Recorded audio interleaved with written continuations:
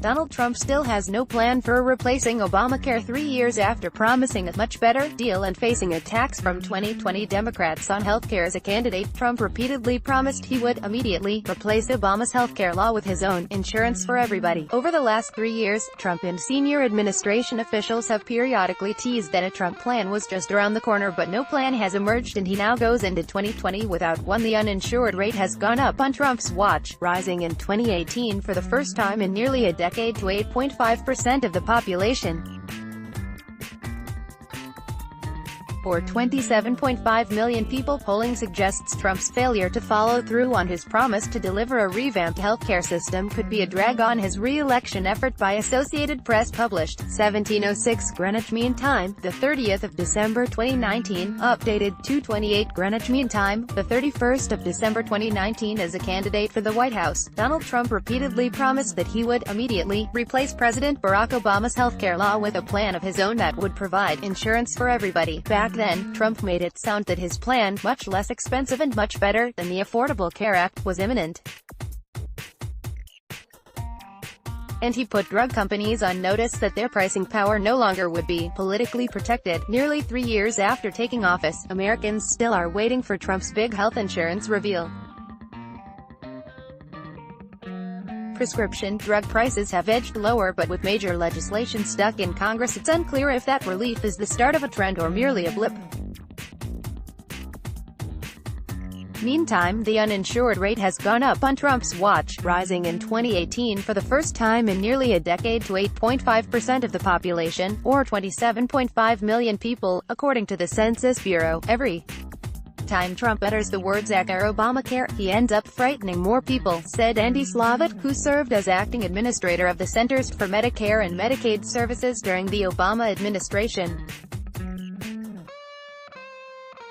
He's deepening their fear of what they have to lose. While Trump has yet to deliver on his campaign pledge to replace Obamacare, White House officials argue that the president is improving the healthcare system in other ways, without dismantling private health care.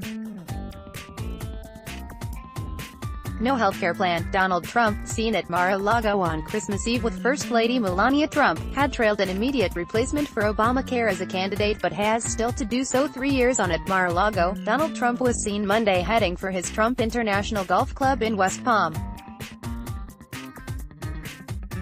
where his golf companions included South Carolina Senator Lindsey Graham. Early signature of his administration, Barack Obama made his health scheme the centerpiece of his first-term. White House spokesman Jed Beer noted Trump's signing of the Right to Try Act that allows some patients facing life-threatening diseases to access unapproved treatment, revamping the U.S. kidney donation system and the FDA approving more generic drugs as key improvements. Trump has also launched a drive to end the HIV/AIDS epidemic. The president's policies are improving the American healthcare system for everyone, not just those in the individual market, Deere said.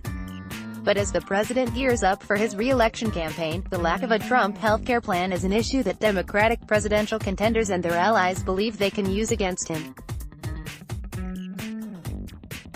This month, a federal appeals court struck down Obamacare's individual mandate, the requirement that Americans carry health insurance, but sidestepped a ruling on the law's overall constitutionality. The attorneys general of Texas and 18 other Republican-led states filed the underlying lawsuit, which was defended by Democrats and the U.S. House. Texas argued that due to the unlawfulness of the individual mandate, Obamacare must be entirely scrapped. Texas v. United States appears destined to be taken up by the Supreme Court, potentially teeing up a constitutional showdown before the 2020 presidential election.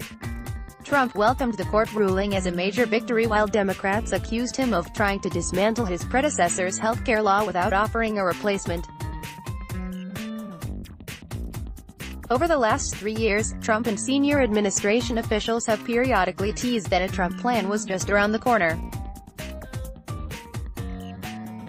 In August, the administrator of the Centers for Medicare and Medicaid Services, Seema Verma, said officials were actively engaged in conversations and working on things, while Trump advisor Kellyanne Conway suggested that same month an announcement was on the horizon.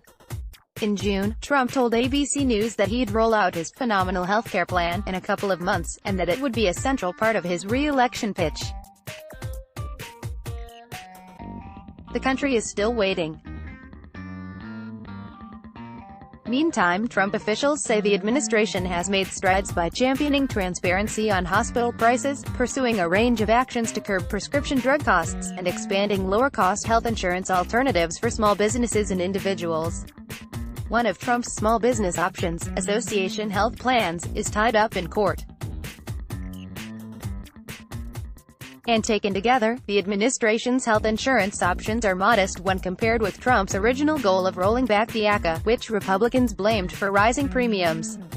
Although Trump has not come through on his promise of a big plan, internecine skirmishes among 2020 Democratic presidential hopefuls have largely driven the healthcare debate in recent months. Bernie Sanders and Elizabeth Warren are leading the push among liberals for a Medicare for All plan that would effectively end private health insurance, while more moderate candidates, like Joe Biden, Pete Buttigieg and Amy Klobuchar, advocate for what they contend as a more attainable expansion of Medicare. Brad Woodhouse, a former Democratic National Committee official and executive director of the Obamacare advocacy group Protect Our Care, said it is important for Democrats to put down the knives they've been wielding against one another on healthcare, instead turn their attention to this president and Republicans who are trying to take it away, Woodhouse counseled.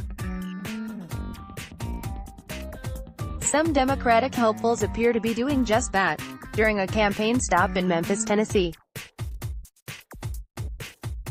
This month, former New York Mayor Michael Bloomberg called out Trump on healthcare, saying the president is determined to throw Americans off the boat, without giving them a lifeline. In August, the administrator of the Centers for Medicare and Medicaid Services, Seema Verma, said officials were actively engaged in conversations and working on things. President Trump has spent 3 years sabotaging the Affordable Care Act, and offering Americans nothing in return but empty promises, said Bloomberg, a late addition to the Democratic field. He promised to repeal the Affordable Care Act and replace it with something better, but he has never had another plan. Polling suggests Trump's failure to follow through on his promise to deliver a revamped healthcare system could be a drag on his re-election effort. Voters have consistently named healthcare as one of their highest concerns in polling. And more narrowly, a recent Gallup West Health poll found that 66% of adults believe the Trump administration has made little or no progress curtailing prescription drug costs. Prescription drug prices did drop 1% in 2018, according to nonpartisan experts at U.S. Health and Human Services.